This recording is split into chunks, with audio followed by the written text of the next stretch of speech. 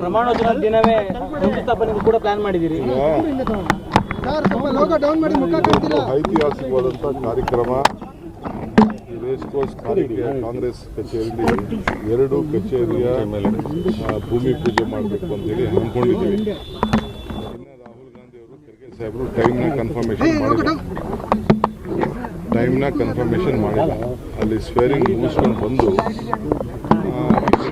ಭೂಮಿ ಪೂಜೆ ಮಾಡುವುದು ಅಂತ ಲೆಕ್ಕ ಹಾಕಿದ್ದೀವಿ. ನಮ್ಮೆಲ್ಲ ಬ್ಲಾಕ್ ಪ್ರೆಸಿಡೆಂಟ್ಸು, ರಾಜ್ಯದ ಎಲ್ಲ block presidents, DCC presidents, central organisation chiefs, MLAಸು, ex-MLAಸು, ex-MPಸು, ಚೇರ್ಮನ್ಸು, MLCಗಳು ಅವನ್ನೆಲ್ಲ ಕೂಡ ಇಲ್ಲಿ ಇನ್ವಿಟೇಷನ್ ಎಕ್ಸ್ಟೆಂಡ್ ಮಾಡ್ತೀವಿ. ಎಲ್ಲ ಪಬ್ಲಿಕ್ನೆಲ್ಲ ಮಾಡೋಕ್ಕಾಗಲ್ಲ, ನಮ್ಮ ಕಾರ್ಯಕರ್ತರಿಗೆ ಕ್ಷಮಿಸಬೇಕು. ಇಲ್ಲೇ ಯಾಕೆಂದರೆ ನಾವಲ್ಲಿ ಪ್ರಮಾಣ ವಚನ ಸಂದರ್ಭದಲ್ಲಿ ಜಾಗ ಇಲ್ಲ. ಅಲ್ಲಿ ವೆರಿ ಲಿಮಿಟೆಡ್ ಸೀಟ್ 600-700 ಮಾತ್ರ ಅಲ್ಲಿ ಅವಕಾಶ ಇದೆ. ಪರ್ಮನೆಂಟ್ ಗೆಸ್ಟು 600-700 ಇಡೀ ದೇಶದ ರಾಜ್ಯದ ಗೆಸ್ಟ್ಗಳೆಲ್ಲ ಇನ್ವೈಟ್ ಮಾಡಬೇಕಾಗಿದೆ.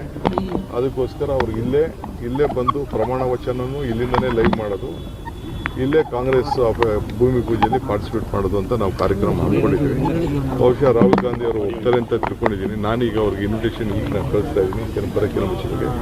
ಒಂದು ರಾಮಲಿಂಗಾರೆಡ್ಡಿ ಅವರ ಅಧ್ಯಕ್ಷತೆಯಲ್ಲಿ ಕ್ವೀನ್ಸ್ ರೋಡ್ ಆಫೀಸು ಕೂಡ ಕಟ್ತಾ ಇದ್ದಾರೆ, ಅದ್ರ ಭೂಮಿ ಪೂಜೆನೂ ಮಾಡ್ತಾರೆ. ಈ ಆಫೀಸ್ ಭೂಮಿ ಪೂಜೆ ಮಾಡಬೇಕು ಅಂತೇಳಿ ನಾವು ಸಿದ್ಧತೆ ಮಾಡ್ಕೊಂಡಿದ್ವಿ. ಇನ್ನು ಕನ್ಫರ್ಮೇಷನ್ ಇಲ್ಲ. ಅದು 3 ಕಚೇರಿ